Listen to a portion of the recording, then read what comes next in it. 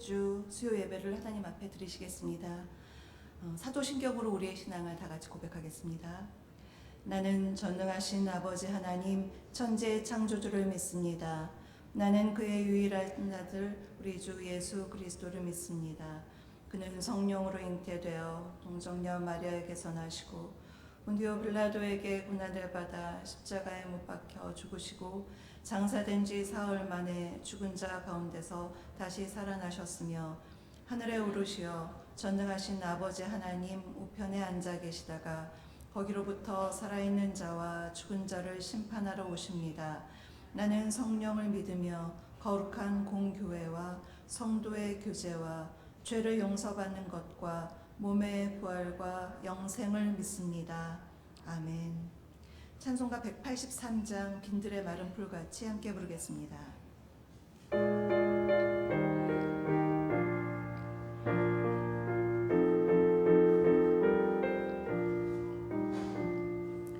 빈들의 마른 풀같이 시들은 나의 영혼 주님이 약속한 성령 간절히 기다리네 가물어 메마른 땅에 단비를 내리시듯 성령의 단비를 부어 새 생명 주옵소서. 반가운 빗소리 들려 산천이 춤을 추네 봄비로 내리는 성령 내게도 주옵소서. 가물어 메마른 땅에 단비를 내리시듯 성령의 단비를 부어 새 생명 주옵소서. 철 따라 우로를 내려 조목이 무성하니 갈급한 내 심령 위에 성령을 부으소서. 가물어 메마른 땅에 단비를 내리시듯 성령의 단비를 부어 새 생명 주옵소서. 참되신 사랑의 언약 어길 수 있사오라. 오늘의 흡족한 은혜 주실 줄 믿습니다. 가물어 메마른 땅에 단비를 내리시듯 성령의 단비를 부어 새 생명 주옵소서.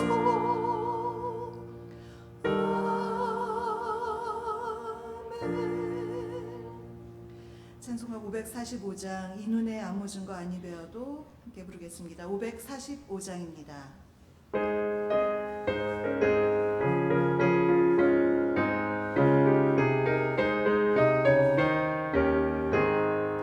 이 눈에 아무 증거 아니 되어도 믿음만을 가지고 선을 고르며 이 귀에 아무 소리 아니 들려도 하나님의 약속 위에 서리라.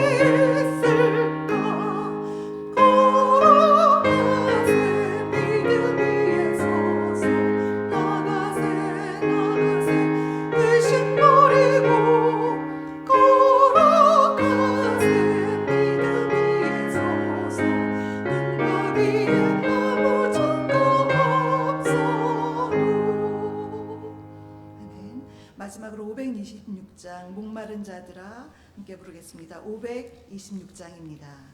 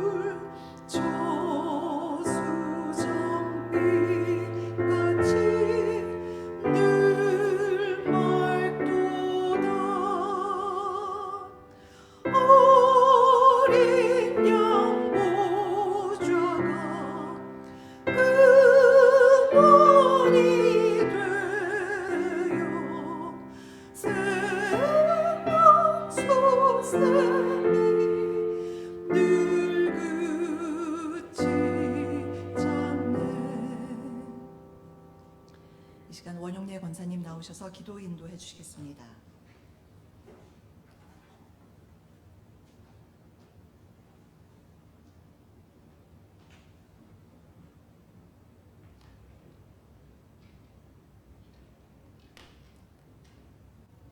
역사의 주관자 되시는 주님, 주님을 믿는 위정자들이 되게 하시어 주님을 두려워하며 나라와 국민 모든 영역을 다스리게 하옵소서.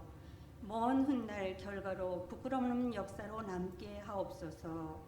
뒤돌아보면 어느 것 하나 하나님 은혜 없이는 이룬 것이 없습니다. 주님 감사드립니다. 주님 내 생각 내려놓게 하시고 주님 뜻을 따르고 주님의 선하시고 인자하심 헤세드 사랑 덧입어 동행으로 후회 없는 삶의 여정 되길 기도합니다. 2020년은 긴 장마와 여러분의 태풍으로 인해 피해 입은 모든 분들 복구와 회복의 은혜를 주옵소서. 어느 누구도 경험하거나 상상하지 못한 코로나19라는 전염병이 온 세계를 다 힘들게 하고 있습니다.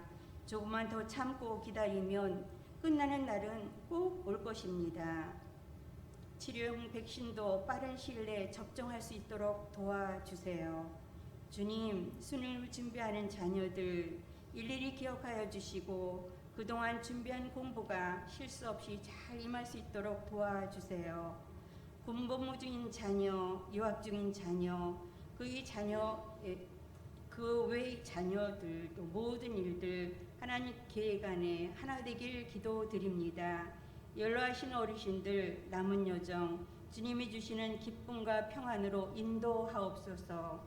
추수감사절을 보내면서 그 열매를 봅니다. 씨를 심고 싹이 나고 자라서 열매를 주님께 올려드림은 그 여정에 비, 바람, 모든 풍파로부터 보호하여 주신 택함받은 결과임을 압니다. 우리 모두는 열매일 때를 아무도 모르고 주님만 아시오니 이 추수감사절 때 열매같이처럼 완전한 추수일 때를 간구합니다. 각자의 때를 앞당겨 주시옵소서. 다음 세대를 이끌어갈 교회학교와 교회가 돕는 파송 선교사, 후원 선교사, 자립 대상 교회 선교 기간을 지켜주시어 주님이 주시는 힘으로 맡겨주신 사역 잘 감당할 능력과 성령 충만함으로 인도하여 주세요. 김수환 담임 목사님, 주님의 온전하고 완전한 치유로 맡겨주신 성도님들 푸른 초장과 맑은 시냇물가로 인도하시기에 조금 더 부족함 없게 하옵소서. 오늘 우리 모두에게 은혜로 주실 사무엘상 4장 1절에서 22절 말씀 전하실 이손 목사님, 가정과 삶의 여정에 영육간에 늘 강건하게 하시며 성령 충만함을 더하셔서 이 시간도 우리 모두에게 은혜의 시간, 축복의 시간 되게 하옵소서. 모든 교육자님들에게도 동일한 은혜로 함께하여 주실 주님께 감사드리며 시종을 주님께 의탁합니다. 이 땅에 다시 오실 예수님 이름으로 기도드립니다. 아멘.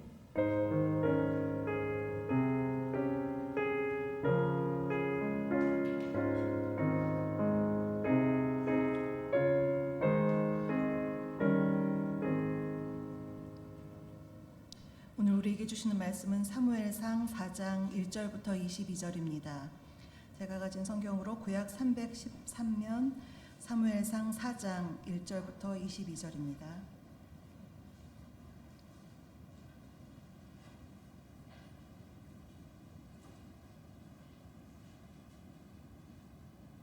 사무엘상 4장 1절부터 22절까지 저와 함께 교독하시겠습니다.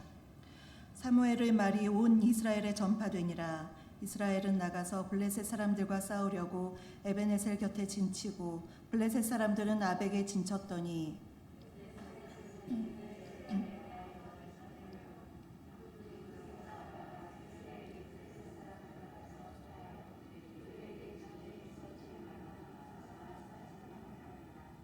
백성이 진영으로 돌아오매 이스라엘 장로들이 이르되 여호와께서 어찌하여 우리에게 오늘 블레셋 사람들 앞에 패하게 하셨는고 여호와의 언약궤를 실로에서 우리에게로 가져다가 우리 중에 있게 하여 그것으로 우리를 우리 원수들의 손에서 구원하게 하자 하니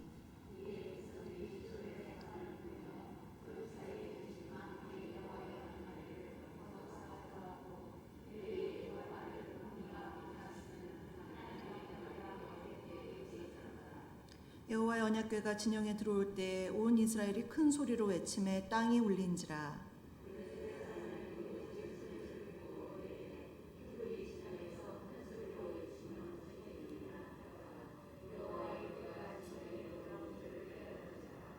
블레셋 사람이 두려워하여 이르되 신이 진영에 이르렀도다 하고 또 이르되 우리에게 화로다. 전날에는 이런 일이 없었도다.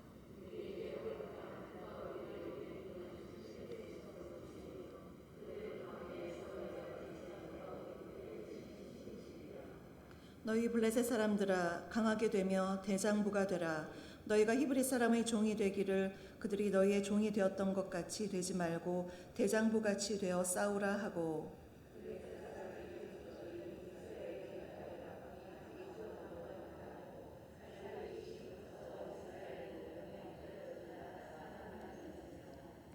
하나님의 궤는 빼앗겼고 엘리의 두 아들 홈니와 비느하스는 죽임을 당하였더라.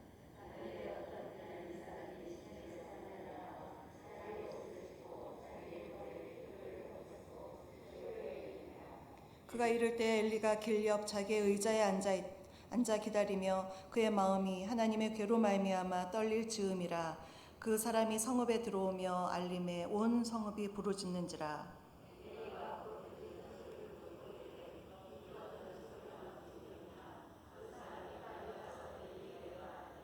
그때 엘리의 나이가 98세라. 그의 눈이 어두워서 보지 못하더라.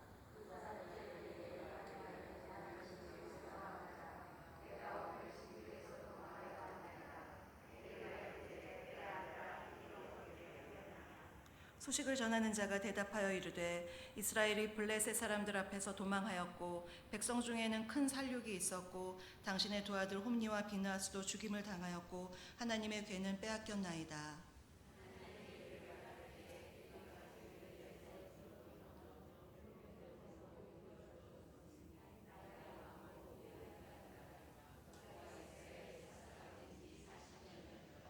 그의 며느리인 비느하스의 아내가 임신하여 해산 때가 가까웠더니 하나님의 괴를 빼앗긴 것과 그의 시아버지와 남편이 죽은 소식을 듣고 갑자기 아파서 몸을 굽으려 해산하고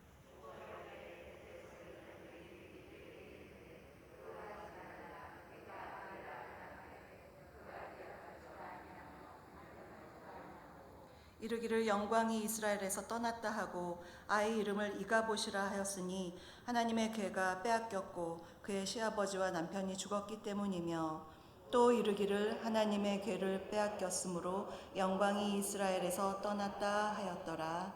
아멘. 우리는 지난 시간들을 통해서 1장, 2장, 3장 계속해서 봤는데요.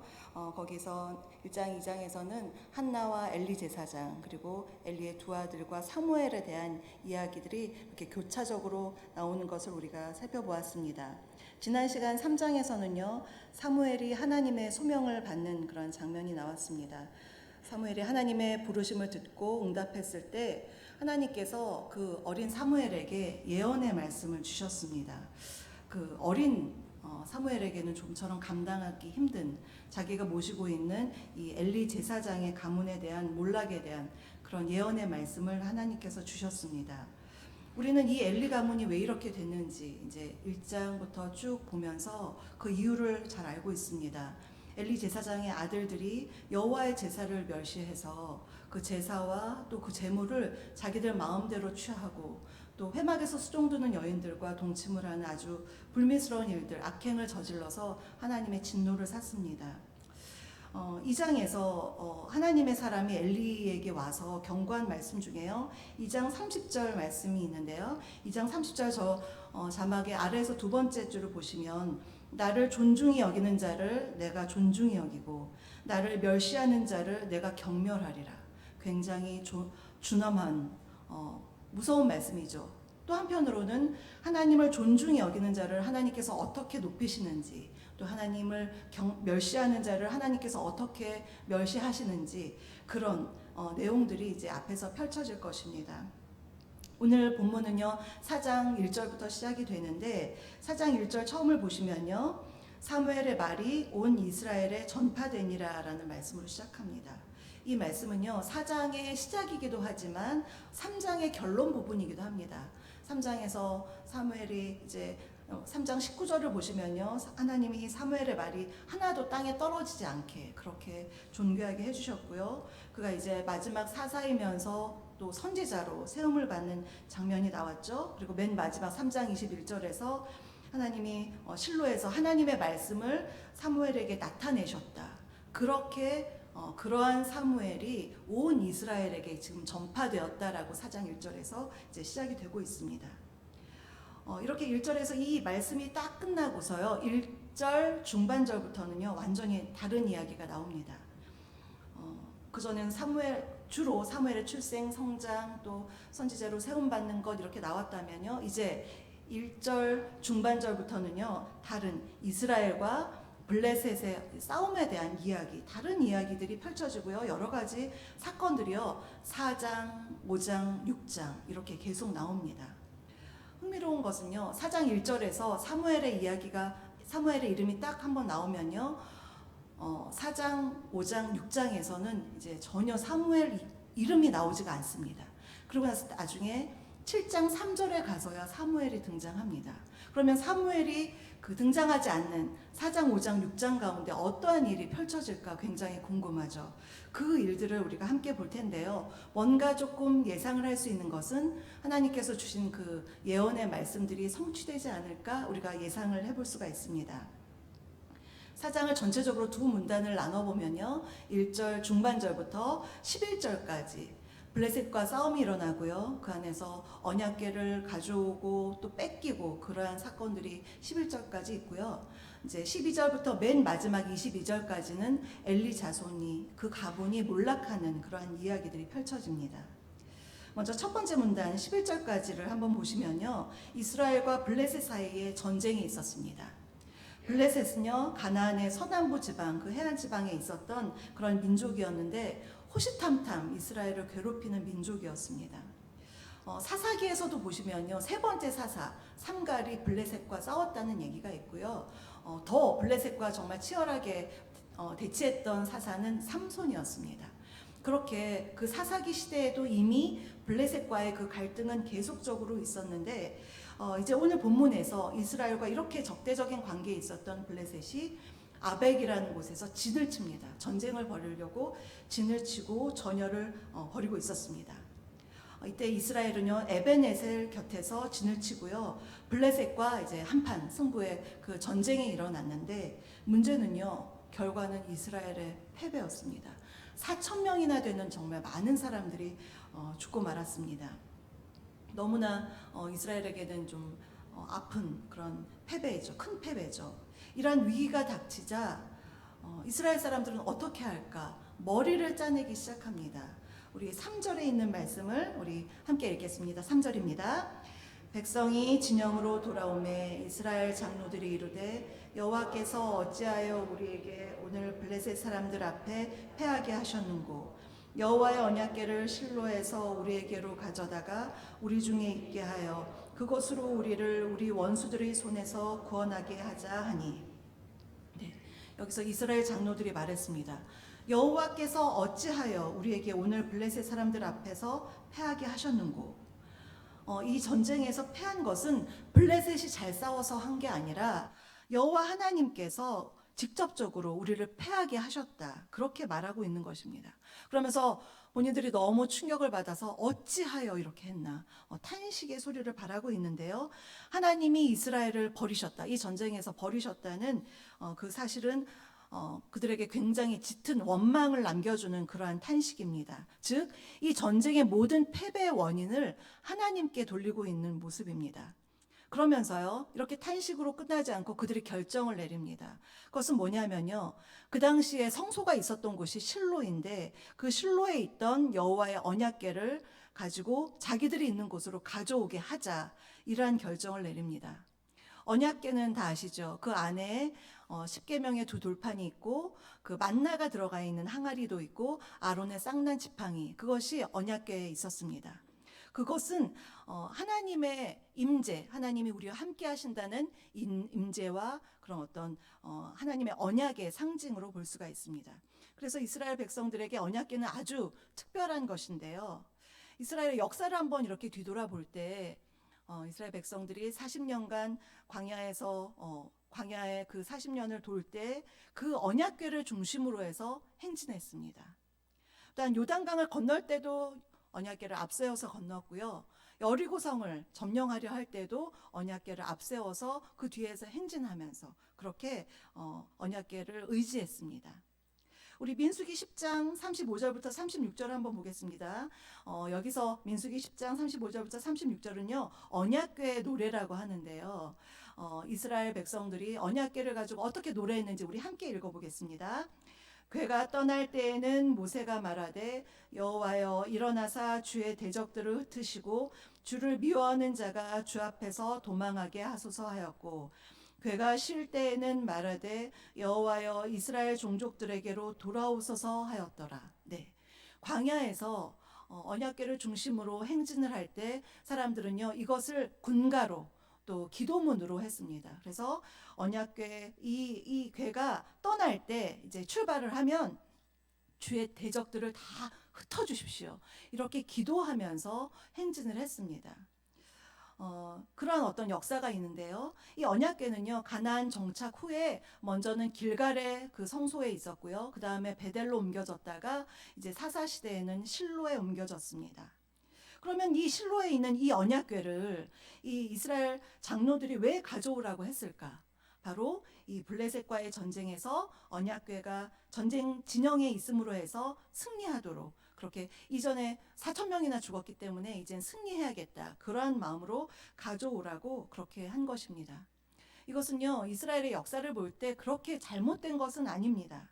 그러나 문제는요, 이렇게 중요한 일을 함에 있어서 정작 그 언약궤, 하나님의 임재를 상징하는 하나님께는 전혀 여쭤보지 않았어요.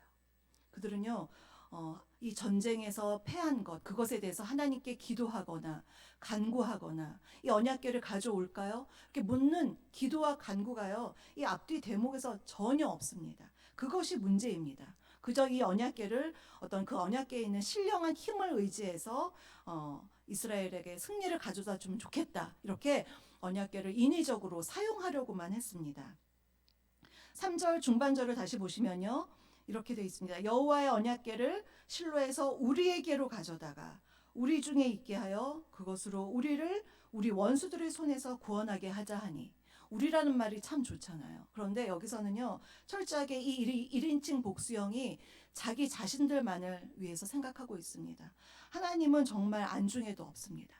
그래서 극단적으로 우리를 위해서 하나님의 이 언약궤, 그 임재의 상징인 언약궤를 이용하자, 이렇게 언약궤를 마치 부적처럼, 아니면 다른 이방 민족의 전쟁의 수호신처럼 그렇게 언약궤를 이용하려고 했습니다. 그러면서 3절 끝에서 그것으로 우리를 우리 원수들의 손에서 구원하게 하자. 네, 여기서 구원하게 하자는요, 문법적으로 사역형입니다. 이 단어는요, 우리들이 하나님을 시켜서 우리를 구원하게 시키자, 굉장히 오만한 태도죠. 하나님을 막 조종하려는 그런 이스라엘 백성들의 모습이 나타나 있습니다. 굉장히 위험한 발상입니다. 이스라엘은 그들의 결정대로 실로에 있는 여호와의 언약궤를 가져왔고요. 그 옆에는 엘리의 두 아들 홈니와 비느하스가 언약궤 옆에 함께 있었습니다. 이 구절을 읽으면 뭔가 이렇게 불안한 기운이 느껴지지 않으세요? 홈니와 비느하스는요, 사무엘상 1장 3절에서 여호와의 제사장이다, 그렇게 딱 한 번 말한 다음에 그 뒤에는요, 홈니와 비느하스 제사장이라고 칭하지 않습니다. 하나님의 제사를 멸시한 그들을요, 그냥 이름으로 홈니와 비느하스로 지금 1장 3절 이후에서는 계속 나오는데요.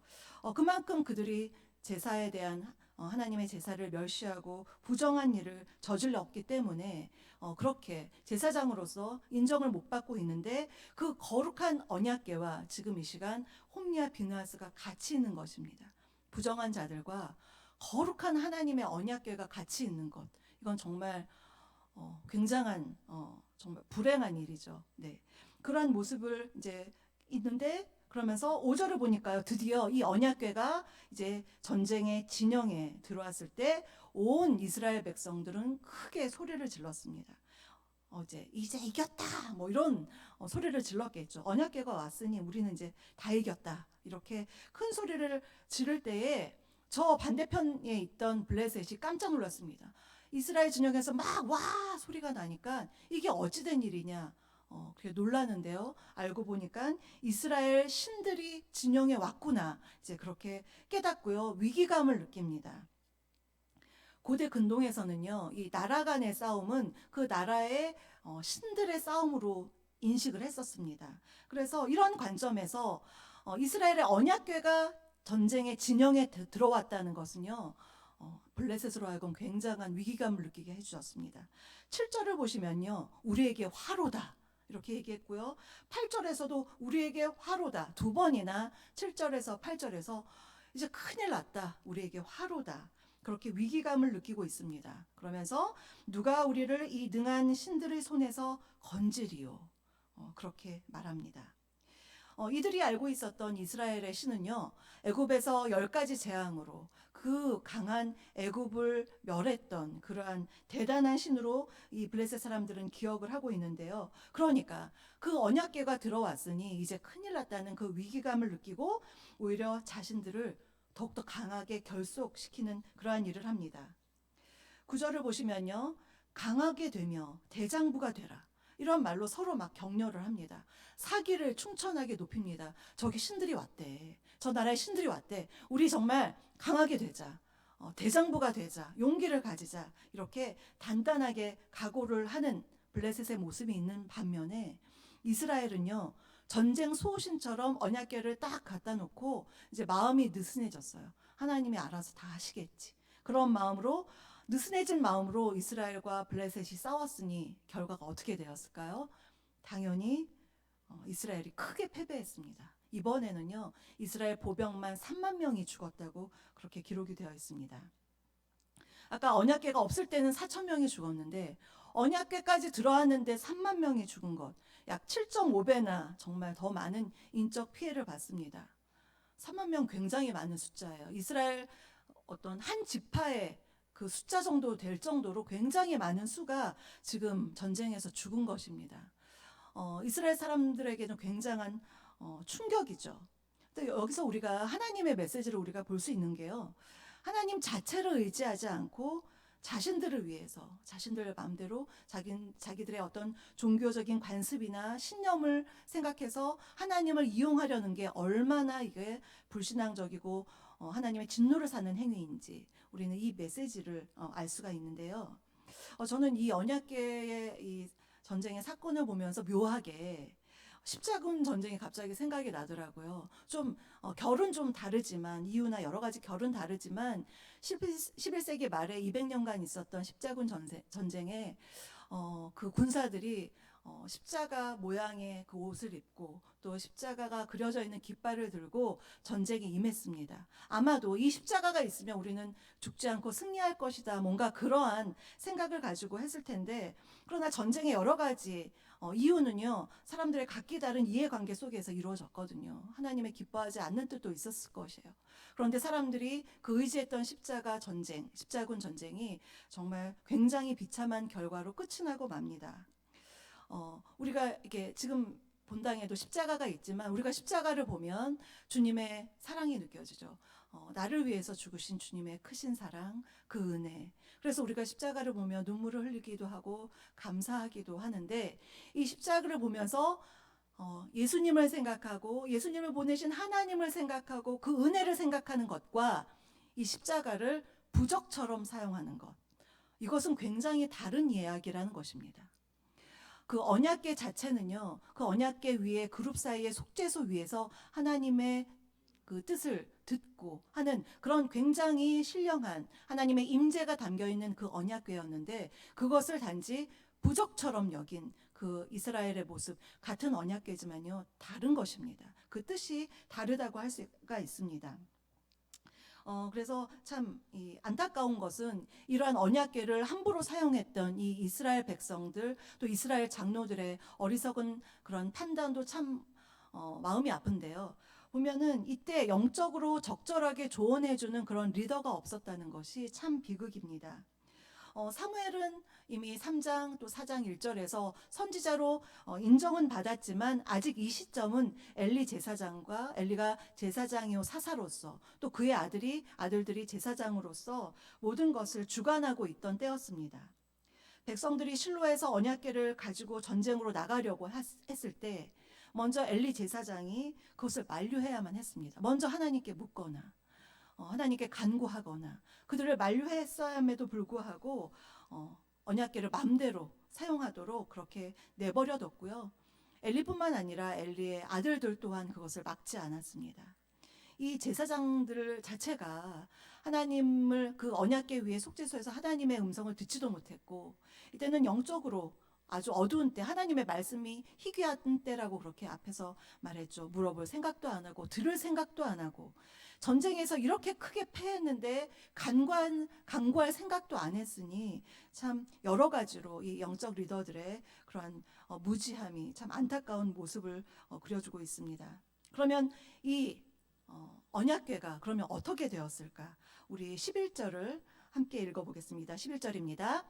하나님의 궤는 빼앗겼고 엘리의 두 아들 홈니와 비느하스는 죽임을 당하였더라. 블레셋은 전쟁에서 크게 승리했고요. 이 언약궤를 빼앗아 갔습니다. 아까 말씀드렸죠. 고대 근동에서 나라의 싸움은 그 나라가 섬기는 신들의 싸움이라고. 이 언약궤, 이스라엘의 신을 빼앗아서 자기들 나라의 신전으로 가져간 것은 그 신전에 이 이스라엘의 신을 포로로 잡아둔다는 의미가 여기에 속해 있습니다. 그러니 아주 신나게 블레셋은요, 언약궤를 빼앗아 갔고요. 이스라엘은 정말 역사상 초유의 사태, 이 언약궤를 빼앗기는 엄청난 충격적인 일을 당했습니다. 언약궤가 없다는 건 하나님의 임재가 없고 이스라엘과 하나님 간의 그 언약이 정말 불투명한 이러한 굉장히 충격적인 그러한 상황입니다. 그러나 하나님은요, 이스라엘 백성들과 엘리의 아들들이 하나님께 범죄하고도 회개하지 않고 또 이 불의한 그러한 자들에게서 그래서 이제 그들의 모습을 보고 회개하지 않는 모습을 보고 블레셋에게서 이 언약궤를 빼앗기도록 그렇게 허락을 하신 것입니다. 모두가 이것이 정말 하나님의 메시지가 담겨 있는 그런 내용들인데요. 우리 시편 중에 역사 시편이 있거든요. 역사 시편 78편 중에 60에서 62절이 오늘 이 본문의 말씀, 이 언약궤에 대한 말씀이 있거든요. 우리 시편 78편 60절에서 62절을 함께 읽겠습니다. 사람 가운데 세우신 장막 곧 실로의 성막을 떠나시고 그가 그의 능력을 포로에게 넘겨주시며 그의 영광을 대적의 손에 붙이시고 그가 그의 소유 때문에 분내사 그의 백성을 칼에 넘기셨으니. 네, 60절에서 62절 이 쭉 이스라엘의 역사를 회고하는 이 시편에서 실로의 장막을 떠나셨다. 그의 능력을 포로에게 넘기셨다. 이것은 이스라엘 백성들의 이러한 불신앙, 회개하지 않는 모습, 하나님께 구하지 않는 그들의 불신앙 때문이었다. 내가 그래서 분을 내서 백성들을 칼에 넘기고 나를 그렇게 포로에게 넘겨주었다. 이렇게 역사 가운데 말씀을 하고 있습니다. 다시 본문으로 돌아가면요. 본문에서 언약궤는 빼앗겼고요. 그 옆에 있던 엘리의 두 아들 홈니와 비느하스는 죽임을 당했습니다. 이것은 2장 34절에서 하나님의 사람이 엘리에게 와서 너희에게 이러한 일이 있을 것이다. 너희 가문이 몰락할 것이다 하는 그 하나님의 사람의 말씀이 성취된 것이고요. 또한 하나님께서 어린 사무엘에게 밤에 나타나셔서 밤의 음성으로 엘리 가문에 대한 말씀을 예언하신 것, 그것이 성취된 그러한 이야기들입니다. 이제 12절부터는요, 두 번째 문단이 시작되는데 여기서는 이제 엘리 가문이 어떻게 다 몰락이 되는지 이제 나와 있습니다. 전쟁의 참패 후에 한 베냐민 사람이 그 진영에서 막 빠져나와서 실로에 있는 엘리 제사장에게 갔습니다. 그리고 이 사실을 알리려고 막 가는데요. 그의 모습은요, 너무나 슬픔과 괴로움, 전쟁에 졌으니까요. 슬픔과 괴로움에 가득 차서 자기 옷을 찢고 또 티끌을 뒤집어 쓰는 것, 이게 다 이제 슬픔, 비통함 그러한 표현이거든요. 그러한 모습으로 실로에 가서 엘리를 만났습니다. 그런데 엘리는요, 자기 의자에 길곁 의자에 앉아 있었다고 했습니다. 엘리의 마음은요, 두근두근 했을 거예요. 떨렸다라고 했습니다. 하나님의 궤, 이 언약궤를 사람들이 가지고 갔으니 이것이 어떻게 됐을까? 이제 마음이 떨리고 있었을 그때에 실로 성전을 벗어난 이 언약궤가 이제 사라진, 빼앗긴 것도 모르고 지금은 이 사람은 떨고 있는 것이요. 근데 주변에서 막 사람들이 막 소란한 부르짖는 소리가 들리니까 도대체 이게 무슨 소린가? 그의 나이가 98세라고 했습니다. 많은 나이여서 눈도 안 보이고 잘 판단이 안 되어 있었을 텐데 여기서 굳이 그의 나이와 눈에 대한 그런 이야기를 한 것은 물론 나이가 많아서 눈이 어두운 것도 있었지만 현실을 판단 못하는 그러한 판단력 부족과 또 영적인 판단력까지 다 영적으로도 어두워진 그의 안타까운 모습을 지금 보여주고 있는 것입니다. 엘리는요, 제사장이었지만 또 사사였어요. 사사는요, 원래 전쟁 때 굉장히 사람들을 격려하며 자기가 나가서 싸우든가 아니면 격려하는 입장인데 지금 전쟁이 다 막 참패가 됐는데 본인만 지금 모르고 있는 정말 너무나 안타까운 그런 모습입니다. 그때 베냐민 사람이 엘리에게 와서 말합니다. 블레셋과의 전쟁에서 이스라엘이 이렇게 참패를 당해서 정말 많은 3만 명이 죽고요. 또 엘리의 두 아들도 죽었다. 더군다나 언약궤가 빼앗겼다. 여기까지 들으니까 그 엘리가 가슴 떨리는 마음으로 있었던 엘리가요. 너무나 놀랐습니다. 우리 18절을 함께 읽겠습니다. 18절입니다. 하나님의 궤를 말할 때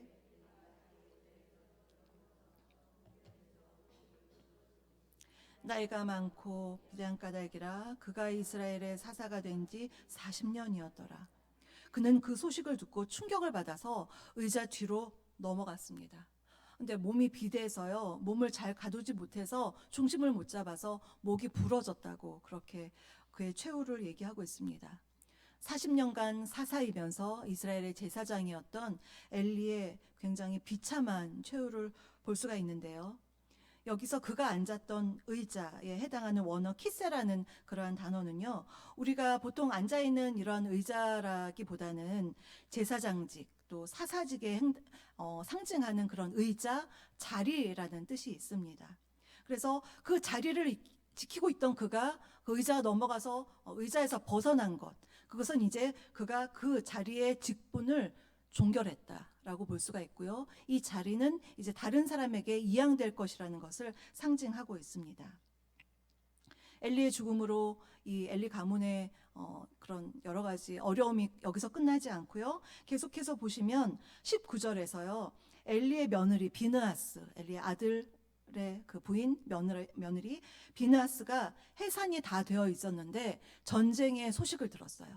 시아버지도 죽고 자기 남편도 죽고 더군다나 언약궤가 빼앗겼다. 이 얘기를 들으니까 갑자기 이 막 진통이 오면서 고통스럽게 막 그 산고를 겪다가 결국은 아들을 낳았습니다. 근데 너무 안타까운 것은요. 아기를 낳았는데 엄마로서 아기를 낳는 게 얼마나 기뻐요. 그런데 아들을 낳았는데 전혀 기뻐하지 않아요. 이 비느하스의 아내의 모습과 맨 앞에 있는 한나의 모습이 굉장히 비교가 되죠. 한나는 그 아들을 사무엘을 낳았을 때 너무나 기뻐하며 했던 그런 모습과 지금 이 비느하스의 아내 엘리의 며느리는요, 아기를 낳았는데 전혀 기뻐하지 않습니다. 그리고서는 죽어가면서 그의 이름을 지어주는데요, 이가봇이라는 이름을 지어줍니다. 이 이가봇의 뜻은요, 원래 원어에서는 영광이 어디에? 이렇게 수사 의문문이에요. 영광이 어디에 있느냐? 이것은 영광이 없다, 영광이 떠났다, 이렇게 해석을 할 수가 있습니다. 하나님의 궤도 빼앗겼고 또 시아버지도 죽고 자기 남편도 죽었으니 이제 희망이 없다. 그러면서 그 산고 끝에 죽어갔습니다. 정말 그야말로 영광이 떠나간 것입니다. 우리는 여기서 언약궤를 모티브로 한 이 엘리 가문의 몰락을 한번 정리를 해볼 수가 있는데요. 하나님의 그 언약궤를 빼앗긴 것과 엘리 가문이 몰락하는 게 굉장히 연관성이 짙게 나타나고 있습니다. 보시면요, 언약궤를 지켰던 홈리와 비느하스가 있었죠. 그런데 언약궤를 빼앗겼을 때 홈리와 비느하스가 죽었고요. 또 언약궤를 빼앗겼다는 소리를 들었을 때 엘리가 뒤로 넘어가서 죽었고요. 또 며느리가 이 언약궤가 빼앗겼다는 소리를 들었을 때 또 이 이가봇을 낳으면서 죽는, 이 가문이 차례대로 굉장히 하나님의 그 심판을 받는 모습이 나옵니다. 이 모두가 언약궤인 하나님의 그 거룩함의 상징이죠. 그것을 지키지 못하고 드러내지 못한 한 가문에 대한 하나님의 준엄한 심판의 결과임을 알 수가 있습니다. 엘리 가문은요, 그 이후에 증손자가 아히멜렉인데 어디서 좀 들어보셨죠? 아히멜렉이 다윗을 돕는 일을 하다가 이후에 이제 다윗이 나올 때 다윗을 돕는 일을 하다가 에돔 사람들한테 이제 죽임을 당하는, 살해를 당하는 그러한 일이 있었고요. 또한 그 아히멜렉의 아들이 그러한 여러 가지 어려움 속에서 도망을 해서 나중에 다윗이 왕이 되었을 때 제사장이 되긴 했지만 솔로몬이 왕에 등극할 때 솔로몬 반대편에 있다가 쫓겨나는 그런 불행한 일을 이 엘리 가문에서 계속 앞으로 역사 속에서 당하는 모습으로 우리가 볼 수가 있습니다. 이 모든 것이 하나님께서 하나님의 사람과 사무엘에게 주셨던 하나님의 그 예언의 말씀이 다 응하는 엘리 가문의 몰락에 대한 이야기입니다. 우리는 오늘 이 4장 말씀을 한번 쭉 보면서요, 하나님 앞에 죄를 지은 사람들의 최후를 봤습니다. 이스라엘 백성들, 하나님께 구하지 않고 기도하지 않은 이스라엘 백성들의 죽음도 봤고요, 무엇보다도 하나님의 제사를 멸시했던 그러한 홈리와 비느하스, 그 아들들에게 한번 얘기 정도 하고 그들을 정말 징계하거나 하나님의 제사를 더 우선시하지 못한 이 엘리의 죽음 또한 우리가 함께 살펴보았습니다. 그러면 어떠한, 여기서 이제 우리가 이때까지 보면 여러분들 이 4장 보시면서 굉장히 마음이 힘들지 않으세요? 저는 굉장히 마음이 힘들었는데, 그러면 이게 정말 나쁜 예라면 이렇게 악행을 저질러서 블레셋이라는 하나님의 진노의 몽둥이가 있죠. 블레셋을 통해서 이렇게 진멸당한 그 하나님의 그런 진노를, 심판을 당한 이런 사람이 있었다면, 그러면 좋은 예는 어디 있을까? 사무엘 하 5장 18절부터 19절을 보시면 다윗이 왕이 되자, 통일 왕국의 왕이 되자마자 이 블레셋과 첫 번째로 싸웁니다. 첫 싸움이 블레셋이에요. 굉장히 의미가 있죠. 네, 여기서 18절을 제가 한번 읽어보겠습니다. 18절 19절입니다. 블레셋 사람들이 이미 이르러 르바임 골짜기에 가득한지라 다윗이 여호와께 여쭈어 이르되 내가 블레셋 사람에게로 올라가리이까 여호와께서 그들을 내 손에 넘기시겠나이까 하니 여호와께서 다윗에게 말씀하시되 올라가라 내가 반드시 블레셋 사람을 내 손에 넘기리라 하신지라. 다윗이 신실한 하나님께 대한 믿음을 갖고 있던 다윗이 이때도 똑같이요. 18절에서 블레셋이 정말 르바임 골짜기에 가득했다고 해요. 이 많은 사람이 있었을 때 그는요 언약궤를 가져오는 행동을 하지 않았습니다. 먼저 하나님께 여쭈어봅니다. 19절에서 하나님께 여쭈어 이르되 내가 이 블레셋 사람에게로 올라가리이까 하나님께서 저에게 이들을 넘기시겠나이까 묻고 하나님께 그 음성을 듣고 그가 전쟁에 임합니다. 굉장히 중요한 태도라고 할 수가 있어요. 기도가, 간구가 우리의 삶의 중심이 되어야 합니다. 바른 예배가 우리의 삶의 중심이 돼야 돼요. 예배가 그냥 이런 공예배도 있지만 하나님 앞에 사는 모든 것이 다 예배입니다. 우리의 삶에서, 삶의 현장, 가정에서나 직장에서나 교회에서나 이런 공예배뿐만 아니라 예배자로서의 삶에 있어서 내가 하나님께 하나님의 뜻을 묻고 사는 것인지 아니면 내 마음대로 이 이스라엘 백성들과 이 장로 또 이 엘리 제사장처럼 마음대로 하나님의 언약궤를 옮기게 하는 그런 어리석음을 나는 혹시 행하고 있지 않은지, 내 마음대로 하고서는 내 뜻대로 안 되니까 하나님께 원망하는 그러한 느낌은 내가 그러한 일은 하지 않고 있는지 우리가 오늘의 말씀을 통해서 반면교사로 우리가 이 말씀을 생각해 볼 수가 있습니다. 우리는 정말 순간마다 하나님의 뜻을 구하면서 정말 바른 예배, 홈리와 비느하스처럼 제사를 멸시한 그러한 그 악한 자들의 몰락을 우리가 거울 삼아 보면서 하나님, 제가 정말 하나님 앞에서 주님을 정말 내 앞에 모시는 자로 살게 하시옵소서. 참된 예배자가 되게 하시옵소서. 그렇게 소망하길 원하고요. 또한 우리의 모든 삶에 있어서 아주 작은 것이라도 주님께 여쭙고 주님의 소리를 들으려고 애쓰는 저와 여러분이 되시기를 간절히 소망합니다. 이 시간 몇 가지 합심 기도를 함께 하겠습니다. 3가지 기도 제목을 드리겠습니다. 첫 번째로요. 하나님, 저희가 오직 하나님의 영광을 위해 사는 예배자들이 되게 하여 주시옵소서. 제사와 예배를 멸시했던 엘리 가문과 같지 아니하고 진정한 예배자로서 우리 주님의 영광을 위해서 살아가는 우리가 되게 하여 주시옵소서. 첫 번째로 기도하시고, 두 번째는 주님, 우리가 모든 상황 속에서 기도하기를 원합니다. 기도하지 않고 언약궤를 옮겼던 저 어리석은 백성도 되지 않게 하시고 크고 작은 많은 순간 속에서 주님께 여쭤보며 주님 음성 듣는 기도하는 자 되게 하소서. 기도해 주시고요. 세 번째로 우리 성지교회를 위해서 기도하겠습니다.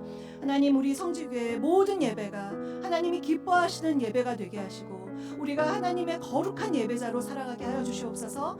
세상에 선한 영향력을 끼치는 거룩한 예배자 되게 하여 주시옵소서. 우리 이렇게 3가지로 우리의 예배를 위해서, 우리의 기도를 위해서, 우리 성지교회를 위해서 우리 합심하여 통성으로 기도하겠습니다. 살아계신 하나님 아버지 감사합니다. 오늘 귀한 말씀을 통하여서 저희에게 깨우침을 주심을 감사드립니다. 하나님 앞에 제대로 예배하지 못하고 제사하지 못하고 하나님의 제물을 함부로 사용했던 홀리와 비느하스와 그들을 제대로 질책하지 못한 엘리의 그 가문의 몰락을 보면서 주님 반면교사로 이 말씀이 우리에게 거울이 됩니다. 주님 저희가 하나님 앞에 코람데오의 삶을 살게 하여 주시옵소서. 하나님 앞에서 진정으로 마음과 정성과 영과 진리로 예배하는 예배자의 삶을 살게 하여 주시옵소서.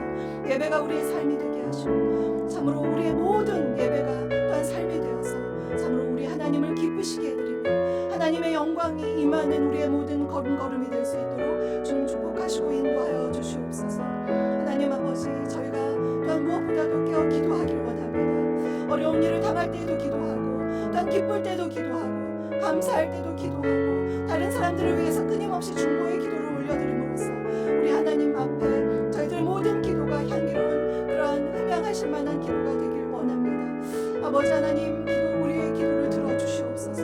우리가 주님 앞에 간구하고 기도할 때마다 우리의 기도를 들어주셔서 응답하여 주시고 우리가 어떻게 살아야 할지 무엇을 결정하며 어떻게 무엇을 해야 할지를 주님 세세하게 들려주셔서 갈 길을 아버지 하나님 헤매지 않고 하나님이 기뻐하시는 진리의 길로 잘 걸어나갈 수 있도록 주님 도와주시고 함께하여 주시옵소서. 우리 사랑하는 성지교회를 위해서 기도합니다. 우리 교회를 붙들어 주시옵소서. 참으로 하나님이 기뻐하시는 교회가 되기를 원합니다. 하나님의 거룩한 뜻 위에 세워진 우리 성지교회가 하나님을 영화롭게 하는 오직 하나님의 영광을 위하여 쓰임받는 교회가 되게 하여 주시옵소서. 우리의 모든 예배가 하나님을 한 분만을 높이게 하여 주시고 예배 가운데 말씀하시며 임재하시는 하나님의 영광을 우리가 목도할 수 있도록 축복하여 주시옵소서. 예배의 수복과 예배 회복과 예배 축복이 있는 우리의 모든 예배가 되게 하여 주시고 또한 우리 사랑하는 성도님들 한 분 한 분이 이 예배 속에서 하나님을 깊이 만나며 그 예배 가운데 힘을 얻고 말씀 속에서 힘을 얻고 참으로 기도 가운데 힘을 얻고 세상으로 나아가는 귀한 우리 모든 성도님들 될 수 있도록 축복하여 주시옵소서. 이 일을 이루실 주님을 온전히 찬양하고 우리 주 예수 그리스도의 이름으로 기도합니다. 우리의 예배를 기뻐 받아주시고 우리의 기도에 응답하시는 하나님 아버지, 오늘 사무엘서 말씀을 통하여 우리에게 귀한 주님의 음성을 들려주심에 감사드립니다. 언약궤를 전쟁의 수호신처럼 사용했던 이스라엘 백성들의 안타까운 모습과 하나님께 드릴 제사와 제물을 멸시했던 엘리 가문의 몰락을 보면서 우리의 신앙의 모습을 살펴보기 원합니다. 주님과의 인격적인 소통 가운데 저희들 늘 깨어 주님께 기도하며 주님의 뜻을 구하며 주님께 영과 진리로 예배하게 하시고 이 예배가 얼마나 복된 것인지 얼마나 소중한 것인지 우리가 깨달으며 주님이 참으로 기뻐하시는 예배자로 살아가게 하여 주시옵소서. 주님의 뜻을 구하며 또한 우리가 깨어 기도하는 저희 모두가 되기를 간절히 기도하오며 이 모든 말씀 우리 주 예수 그리스도의 이름으로 기도하옵나이다. 아멘. 찬송가 619장 함께 부르겠습니다.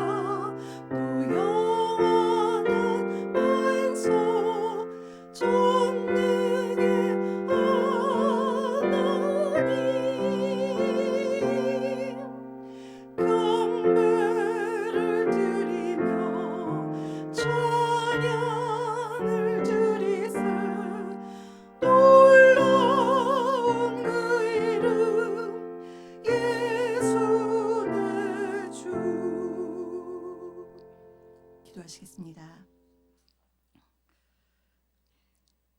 지금은 우리 주 예수 그리스도의 은혜와 아버지 하나님의 그 크신 사랑하심과 성령님의 내주교통 충만케 하심이 오직 하나님의 영광을 위해서 살기 원하며 주님을 참되게 예배하기 원하는 이곳에 모인 모든 성도님들 머리머리 위에와 가정과 하시는 모든 일 위에와 우리 성지교회 위에 지금부터 영원토록 함께하옵시기를 간절히 축원하옵나이다. 아멘.